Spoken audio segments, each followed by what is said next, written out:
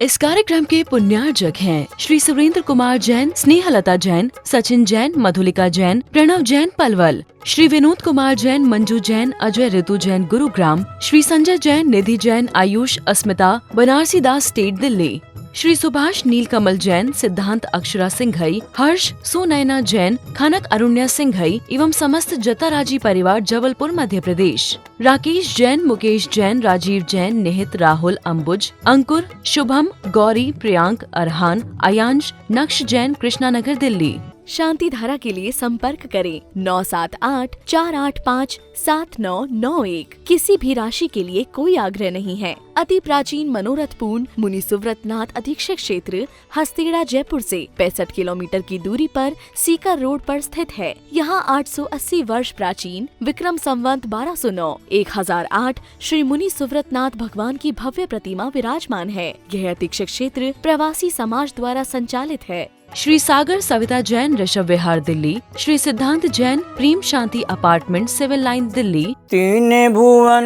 में सार बीते राग विज्ञानता, शिव स्वरूप शिविकार, नमः त्रियोग समार के। त्रिकालवर्ती पंचपरमेष्ठी भगवंतों को नमन और वंदन। तीन लोक के सभी जीवात्माओं के शुद्ध चेतन स्वरूप को नमन और वंदन। छहढाला ग्रंथ का गुणगान किया जा रहा है। दौलत राम कवि के द्वारा रचित छहढाला ग्रंथ जिनागम का सबसे श्रेष्ठतम ग्रंथ है हिंदी भाषा में। इस ग्रंथ के माध्यम से हम जिनागम के संपूर्ण रहस्यों को आसानी से सरलता से समझ लेते हैं। छहढाला ग्रंथ में 30 नंबर की ढाल की चर्चा चल रही है। व्यवहार मोक्ष मार्ग के अंतर्गत व्यवहार सम्यक दर्शन का विस्तार से स्वरूप बताया जा रहा है कि जीव आदि सातों तत्वों का ज्यों का त्यों श्रद्धान करना ही व्यवहार सम्यक दर्शन है। और सात तत्व की विशेष व्याख्या यहाँ पर बताई जा रही है। सामान्य और विशेष दोनों के माध्यम से दृढ़ श्रद्धा करने की बात यहाँ पर कवि ने कही है। अभी तक जीव तत्व का यहाँ पर विस्तार से निरूपण किया गया। आज अजीव तत्व के बारे में विशेष चर्चा प्रारंभ होने वाली है। छंद नंबर 7वां प्रारंभ होता है। चेतनता विनय सो अजीव है, पंचवेदता के हैं, फुदगल पंच बरन रस गंध दो, फरस वसु जाके हैं। जी पुदगल को चलन सहाई, धर्म द्रव्य अनुरूपी, तिष्ठते होया धर्म सहाई, जिन बिन मूर्ति निरूपी।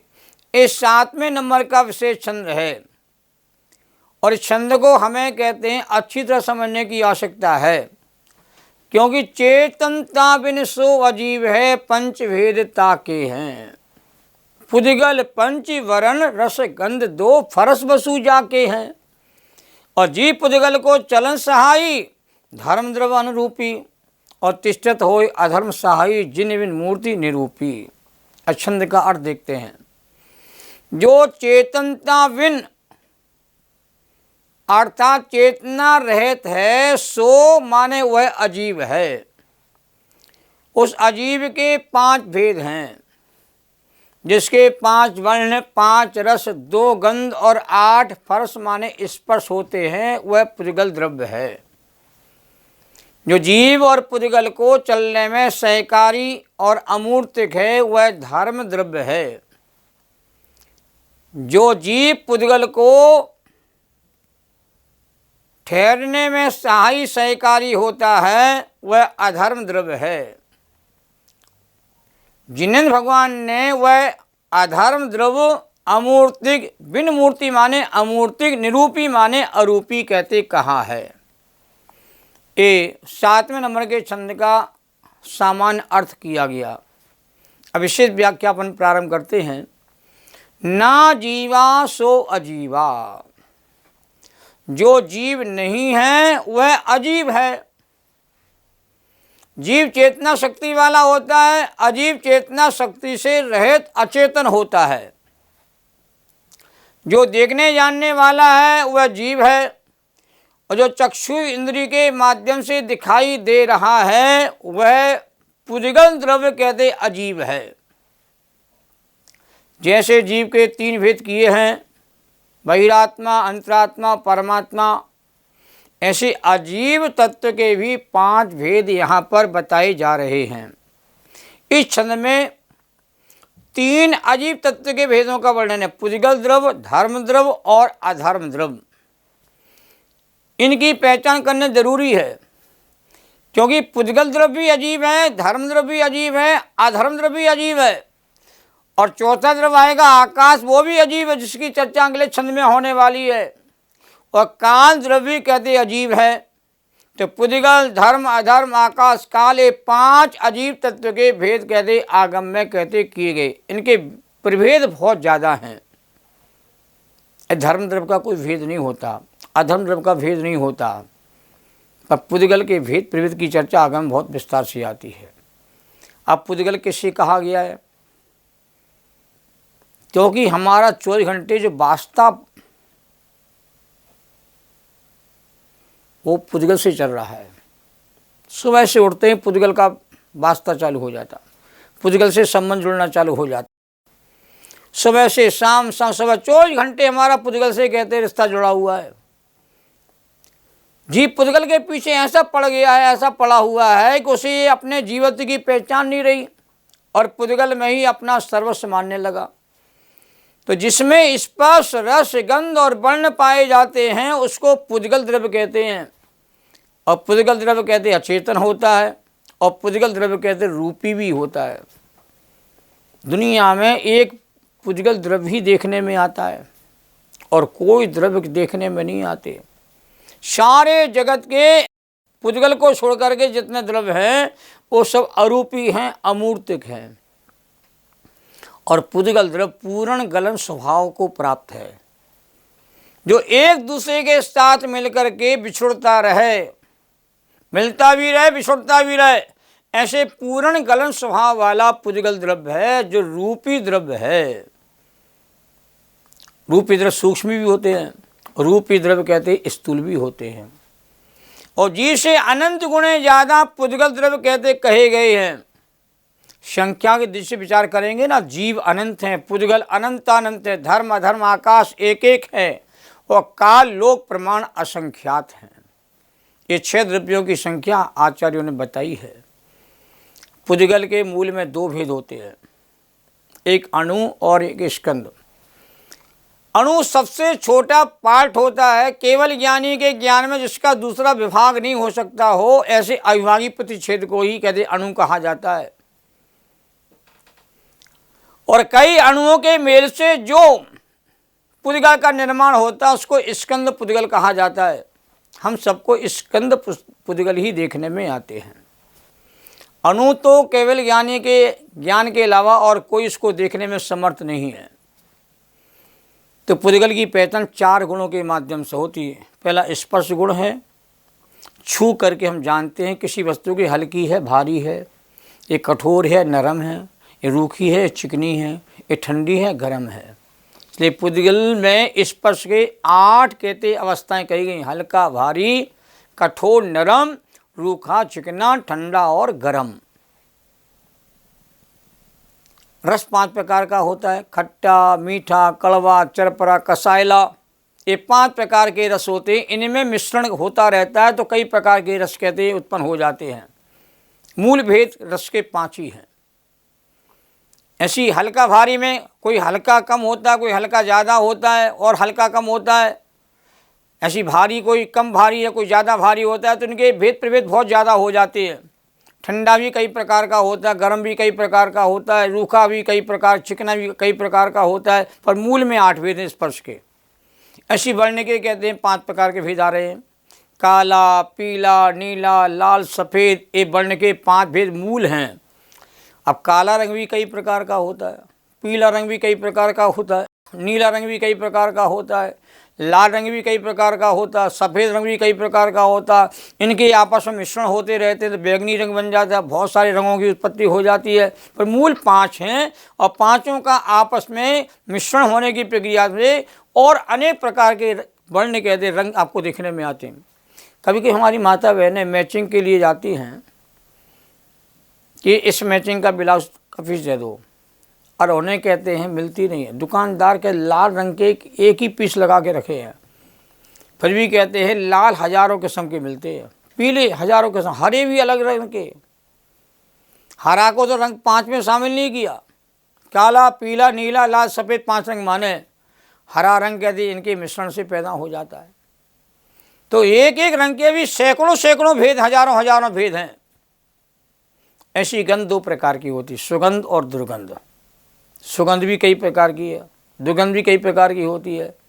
तो मूल में 4 स्पर्श रस गंध वर्ण, जहाँ 4 गुण पाए जाएं नियम से वो पुद्गल द्रव्य कहलाता है। और इनकी पर्याय कहते 20 तो पर्याय हो ही जाती है, 8 4 8 2 5 5 20 पर्याय हो गई। और 20 पर्यायों के कहते हैं संख्यात भेद भी कहते संभव है, असंख्यात भेद भी संभव है। अब पुद्गल की कहते हैं 10 प्रकार की विशेष पर्यायों की बात और आगम में आती है। शब्द हैं वो पौद्गलिक होते हैं, बंदे पौद्गलिक होता है, सूक्ष्म स्थूल ये सब पुद्गल की पर्याय हैं। संस्थान आकार ये पुद्गल की पर्याय, भेद भी कहते हैं पुद्गल के अंतर्गत आते हैं। और तम माने अंधकार और छाया, उद्योत माने प्रकाश और आताप सहित ये पुद्गल की 10 पर्याय आगम में कही गई हैं। और जो कुछ आपको दिखाई दे रहा है आँखों के सामने सारा पुद्गल का ही साम्राज्य है। पुद्गल पुद्गल ही कहते पूरे लोक में कहती आपको सर्वाधिक का दिखाई देता है। अपना देखने वाला जीव है, दिखाई देने वाला सब पुद्गल द्रव्य है वो। अब अजीत द्रव्य में दूसरा भेद आता है धर्म द्रव्य का। अब ध्यान दें, धर्म अलग चीज़ है और धर्म द्रव्य अलग है। आत्मा की शुद्ध वीतराग परिणति को धर्म कहा जाता है, रत्नत्रय परिणति को धर्म कहा जाता है, वीतराग परिणति को धर्म कहा जाता है, शुद्ध परिणति धर्म कहा जाता है। और धर्म द्रव्य एक अलग ही द्रव्य है, जैसे पुद्गल आदि द्रव्य होते हैं। इसका काम क्या है? देखने में नहीं आता है, अमूर्तिक होता है। जो गमन करते हुए जीव और पुद्गल को गमन करने में उदासीन पने से निमित्त होता है, उसका नाम धर्म द्रव्य है। धर्म द्रव्य किसी को गमन कराता नहीं है। एक गमन करने वाले जीव और पुद्गल को गमन करने में उदासीन पने से निमित्त हैं। निमित्त 2 प्रकार के होते हैं, उदासीन निमित्त, एक प्रेरक निमित्त होते हैं। तो धर्म द्रव्य प्रेरक निमित्त तो है ही नहीं, इसकी प्रेरणा से हमें चलने की आवश्यकता नहीं होती है। इसके लिए बहुत सारे उदाहरण दिए हुए हैं। जैसे मछली के चलने में जल निमित्त होता है, और रेल के चलने पर रेल की पटरी निमित्त होती है, और बस के चलने में कहते हैं सड़क निमित्त होती है, और पतंग के उड़ने में कहते हवा निमित्त होती है। ऐसी स्वयं गमन करते हुए जीव पुद्गल के गमन करने में जो उदासीन पने से निमित्त है, उसका नाम धर्म द्रव्य है। और धर्म द्रव्य संख्या की दृष्टि से कहते एक ही है, धर्म द्रव्य के कोई भेद नहीं होते हैं। और अखंड है द्रव्य, एक होकर जो एक होता अखंड होता है। और अमूर्तिक है अर्थात अरूपी है, और अचेतन भी है। और पूरे लोकाकाश में तेल की तरह कहते व्याप्त है। और पूरे लोकाकाश में सर्वत्र पाए जाता असंख्यात प्रदेश ही है। तो लोकाकाश के भी असंख्यात प्रदेश होते हैं, और धर्म द्रव्य के भी कहते हैं असंख्यात प्रदेश होते हैं। और यह जो निमित्त है उदासीन पने से है। तो धर्म द्रव्य क्या दोनों एक हैं? कहते नहीं, दोनों में बहुत बड़ा अंतर है। धर्म तो रत्नत्र स्वरूप है, मोक्ष का कारण है, जीव की शुद्ध परिणति का नाम धर्म कहा जाता है। और यह धर्म द्रव्य जो है एक बिल्कुल जीव द्रव्य की तरह, पुद्गल द्रव्य की तरह अलग ही द्रव्य है, जो गुण पर्यायों से सहित होता है, उसको द्रव्य कहते हैं। गुण पर्याय द्रव्यम, गुण पर्यायों का जो पिंड होता है उसको द्रव्य कहा जाता है। जो उत्पाद व ध्रुव से सहित होता है उसको सत कहते हैं। सत कोई द्रव्य का लक्षण आगम में कहा जाता है। जिसकी सत्ता होती है उसको द्रव्य कहा जाता है। ये द्रव्य का लक्षण आगम में कहा गया है। अब चर्चा हमारी प्रारंभ होती अधर्म द्रव्य की। तिष्ठत होय अधर्म सहाई, जो ठहरते हुए जीव और पदगुणों के ठहरने में जो उदासीनपन से निमित्त होता है वह अधर्म द्रव्य है, यही बिन मूर्ति है। ऐसा भगवान ने जिन माने भगवान ने कहा है, और निरूपी है, अरूपी है।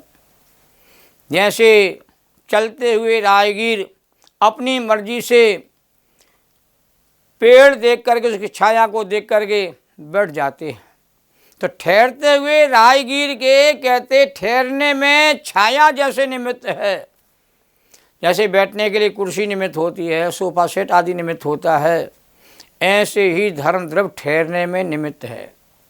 देखो इनके लक्षण कहे गए। गति हेतुत्व तो धर्म द्रव्य का लक्षण है, और स्थिति हेतुत्व कहते अधर्म द्रव्य का लक्षण है। और यह भी कहते प्रेरक निमित्त नहीं, उदासीन निमित्त है। आपकी मर्जी है, आप कहीं बैठना चाहते आप बैठ जाओ, आपको धर्म द्रव्य से आज्ञा लेने के भैया मुझे आज्ञा दो, मैं बैठना चाहता हूँ, जो आज्ञा दोगे तो मैं बैठ पाऊँगा, ऐसा नहीं है। मैं चलना चाहता हूँ, गमन करना चाहता हूँ, मुझे आज्ञा दो तो मैं चलूँगा भैया, ऐसी आज्ञा न धर्म द्रव्य से ली जाती है न अधर्म द्रव्य से। ये उदासीन पने से कहते ऑटोमेटिक ही कहते हैं, ये अपने निमित्त पने का कार्य करते हैं। क्योंकि चार द्रव्य जो हैं धर्म अधर्म आकाश काल, इनका कार्य निमित्त प्रधान कहा गया है द्रव्य, पर इनका कार्य निमित्त प्रधान है। और धर्म द्रव्य कहते संख्या की दृष्टि में एक ही है, अधर्म द्रव्य कहते अखंड है, और अधर्म द्रव्य कहते अचेतन है, और अधर्म द्रव्य अमूर्तिक भी है, अरूपी भी है। देखने में नहीं आता, किसी ने देखा नहीं है, ना कोई देख सकता है। और यह कहते असंख्यात प्रदेशी है, पूरे लोकाकाश में धर्म द्रव्य के प्रदेश भी फैले हुए हैं, और पूरे लोकाकाश में अधर्म द्रव्य के प्रदेश भी कहते हैं फैले हुए हैं, आकाश के प्रदेश भी फैले हुए हैं। और पूरे लोकाकाश में तिल में तेल की तरह कहते अधर्म द्रव्य व्याप्त है सर्वत्र। हम गमन करेंगे, धर्म द्रव्य सहायक बन के खड़ा हुआ है, और ठहरेंगे कहीं तो कहते उसमें कहते अधर्म द्रव्य कहते आपका निमित्त बना हुआ है। पूरी विश्व में दो द्रव्य को तो पूरे जगत ने स्वीकार किया, जड़ और चेतन, इनमें किसी को कोई मतभेद नहीं है। पर धर्म द्रव्य अधर्म द्रव्य इनके बारे में जैन धर्म के अलावा आपको और कहीं आपको इनका वर्णन कहते नहीं मिलेगा। आपको आकाश की चर्चा कहीं कहीं मिलती है, काल की चर्चा कहीं कहीं मिल जाती है, पर धर्म द्रव्य और अधर्म द्रव्य इनका ज्ञान जैन दर्शन के अलावा और ज़्यादा नहीं किया। और जैन दर्शन में इनका ज्ञान एक एक श्लोक में, एक एक गाथा में, एक एक पंक्ति में आचार्यों ने कर दिया। पूरे जैनागम के संपूर्ण ग्रंथों में सबसे ज़्यादा वर्णन आदि आपको मिलेगा तो वह जीव और पुद्गल का मिलेगा। और जीव पुद्गल के वर्णन से सारे ग्रंथ कहते भरे पड़े हैं, क्योंकि हमारा मूल उद्देश्य जीव अजीव की भिन्नता को पृथक पने से पहचानने का हमारा उद्देश्य है। क्योंकि दो को एक मानने की मानता संसार चलता है, दो को पृथक पृथक मानने से मोक्ष मार्ग का शुभारंभ होता है। तो आचार्यों ने धर्म द्रव्य अधर्म द्रव्य के संदर्भ में विशेष व्याख्या नहीं की है, सामान्य पने से दोनों द्रव्य का ज्ञान करा दिया है। और ये काम तो जगत में होते, चलने का काम भी होता है, ठहरने का काम भी होता है। तो चलने की प्रक्रिया जीव अपनी मर्जी से करता है, पर चलने में जो आपकी सहायता करने वाला द्रव्य होता है उसका नाम धर्म द्रव्य कहलाता है। ऐसा आता अनेक जगह तत्वसूत्र आदि ग्रंथों में कि मुक्त आत्मा लोक के अग्रभाग में क्यों ठहरता है, उससे आगे और क्यों नहीं चला जाता है। तो वहाँ कहाँ गमन करने में जो निमित्त है वो धर्म द्रव्य है। तो लोक के बाहर धर्म द्रव्य का अभाव है, इसलिए सिद्ध परमात्मा लोक के अग्रभाग में जाके विराजमान हो जाते हैं, उससे आगे गमन नहीं कर। क्यों? गमन करने में निमित्त जो धर्म द्रव्य है उसका कहते अभाव है, तो वहीं जाके कहते अनंत अनंत काल के लिए ठहर गए। तो निमित्त का भी एक अपना रूप है, निमित्त का भी अपना स्वरूप है, निमित्त का भी एक अपना स्थान है। हम निमित्त का निषेध नहीं कर सकते, निमित्त के बिना भी कार्य नहीं होता और निमित्त से भी कार्य नहीं होता है। और कार्य की प्रक्रिया कहते हैं जीव की कहते हैं अपनी सहज योग्यता के बल पर होती है। ये निमित्त संबंध की प्रक्रिया, कार्य कारण की प्रक्रिया, इसको भी हमें सही ढंग से समझने का प्रयास करना चाहिए। जैनम जयतु शासनम, सभी साधर्मी जनों को सादर जय जैन। सहजानंदी शोध स्वरूपी, अविनाशी में आत्मस्वरूप, ज्ञानानंदी पूर्ण निराकुल, सदा प्रकाशित चेतन रूप। निज निधि निज में बताई, जो किया उपकार है, उसके लिए जिन वाणी माँ को वंदना सतवार है, उसके लिए जिन वाणी माँ को वंदना सतवार है।